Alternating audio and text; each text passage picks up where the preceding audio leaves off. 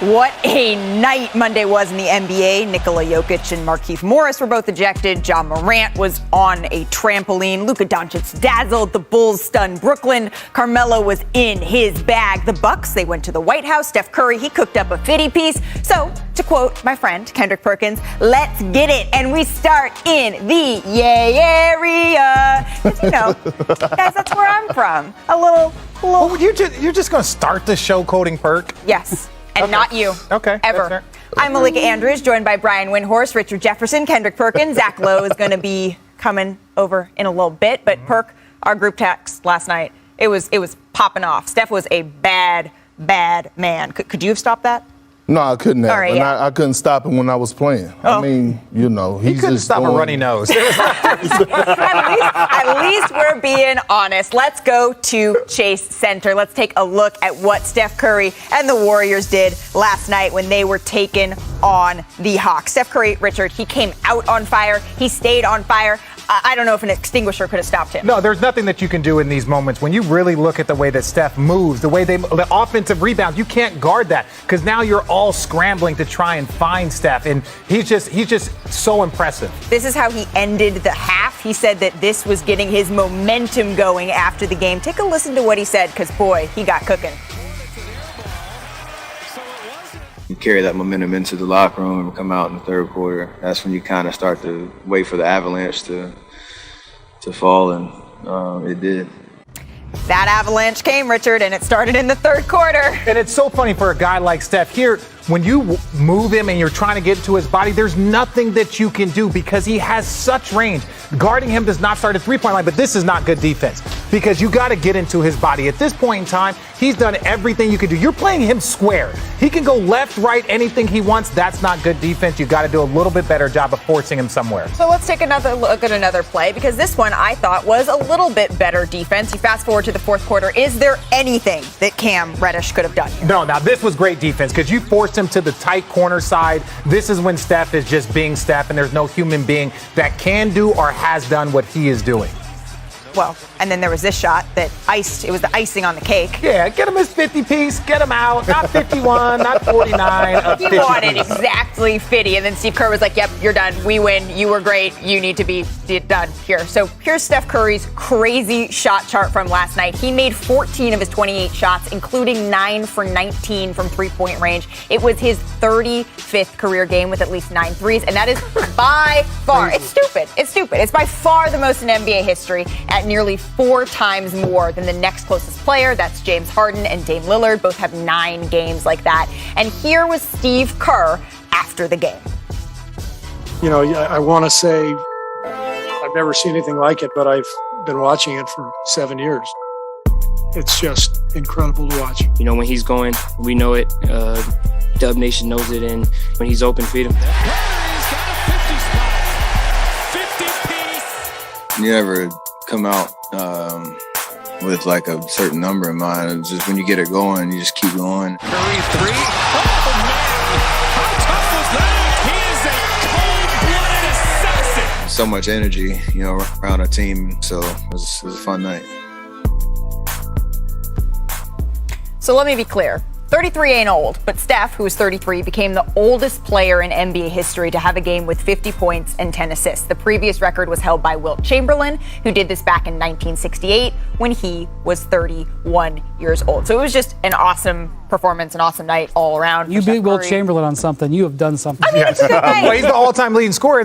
I was there in the building when he took over like the Warriors' all-time leading scorer, and Wilt only played there like 2 seasons. So anytime you have a night like that, it's pretty good. I was talking to my dad on the drive-in to work today, and he was telling me, you know what? Is anyone having more fun than Andre Iguodala? Like, he's just strolling back in. That whole team looks like it's having fun. So the Golden State Warriors have won 5 straight, and I want to pull up the receipts. The Perk tweets. And I'd say that's the real, that's the unfiltered Kendrick Perkins. But do you ever have a filter, Perk? No, never. Yeah, okay. Never. Anyways, what did you tweet after the Dubs win last night, Perk? Oh, I said Steph gave the Hawks that work tonight, dropping a 50-piece wing dinner, lemon pepper style, because you're in ATL. Okay. That dude is a killer. Golden State are letting their play tell us exactly what they're trying to accomplish, and that's bring home another championship. But I mean, back to the Bay. Carry on. So why is that a carry on instead of carry the hell on? Just out of curiosity. Ran out of space. Yeah. He ran out of Well, listen. Well, right, look, they're 9-1. They have the best record in the NBA. And Steph dropping 50 is nothing new to none of us. We already know that he could do that. But when I look at the structure and the culture of that team and what they're doing, I'm like, hold on, guys are tied on the string. You have the young guys that have bought into being stars in their role. Yep. And Steph Curry, not only forget putting up the points, I'm looking at what he's doing in the other categories, dropping 10 dimes. Almost grabbing 7 rebounds a game. And on top of that, he's actually playing defense this year. Well, I want to stay with that thought about bringing a championship back to the Bay because we took a look at the numbers. Shout out to researcher Caesar. And this season, the Warriors are posting numbers similar to when they were actually winning championships in the heart of the Bay in Oakland. Right now, they have the best defense in the league and are 5th in offense. They had a top 3 offense in each of the 5 years they reached the finals and a top 6 defense in 3 of those seasons. So, Richard, Perk, how are they getting it done? Let's go to the board. I'm so excited. This is my favorite part of the show. So excited to skip over. Yeah, I'm so excited. I can't skip. Ultimately, the way they are getting it done, it is just so impressive. Like, there's so much buzz around all the things that the Warriors are doing because they're doing it on the offensive end, they're doing it on the defensive end, and when the Warriors were at their best, they do it on both ends of the floor, which is unique because they do it with a small ball lineup. So at some point in time, we're going to look at these highlights right here. Oh, Perk, show me how they're doing it on the offensive end. Well, I wasn't an offensive player, but right here, look, cutting without the ball, moving. It's hard to guard. Look, they're not just running random pick and rolls. Their offense is just so fluent. Everybody is moving, driving and kicking. Guys know where they're supposed to be in their get spots. open shots. They get open shots because of confusion. You with wanted me to Steph. say it or you wanted no, to? I'm just Go backing ahead. you up. I'm backing up your go point. ahead and do Okay, it. cool. Yeah, And then go here, ahead. this is why you bring Andre Iguodala back because you brought some adults in to play with Steph and then the growth of the young players. Now on the defensive end, what are they doing, Perk? I'll interrupt you again. They are hugging their opponents like a Richard Jefferson jacket, and that's tight. That is tight. But look, right here. Look, boxes and elbows trapping the baseline. Everybody swarming to the ball. Look, getting down and dirty. Here, right here. Look at the boxes and elbows. No driving gaps, recovering the shooters. Everybody tied on the string. Here you go. Think you got an isolation, 2 guys at the elbow. Draymond Green, don't give up middle. Rule that you don't do. Get deflections out in transition for a dunk.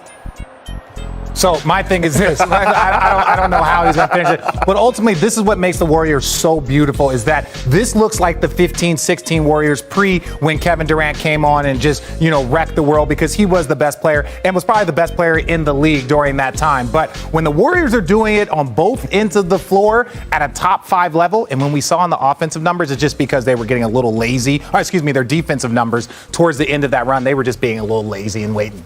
So we're seeing it on the floor, but Wendy, your ears to the ground. What is the buzz around the league about this Warriors team? So would you believe me if I told you that Steph Curry this year is averaging 5 points, almost 5 points less than he did last year? That his three-point shooting is down? No. That his overall shooting is down? Wow. The difference is this team is playing so much better. So we look at them differently. Now, they have benefited from an easy schedule. But when you talk to people out there in the league, what they say is, the last 2 years, obviously, they were spinning in neutral because Klay was hurt and Steph was hurt 2 years ago. But this team got better during that time. Well, you may look at their record and not say they got better, but look at Jordan Poole. Jordan Poole is a guy they've been developing over the last 2 years so that now when Steph is back, now when Draymond is healthy, that he can come in and contribute and help lift this team up. And let me tell you something else. Whispers going on in the league right now about Klay Thompson. People are watching him. People are talking to people in the Warriors organization. And they say he looks good. Yeah. Now, I'm not saying he's coming back and he's going to be shooting 40 points in his first quarter. There ain't nothing wrong with that wrist, though. But he looks good working out, and that there is a real confidence in there that, especially by the end of the season, Klay is going to be back.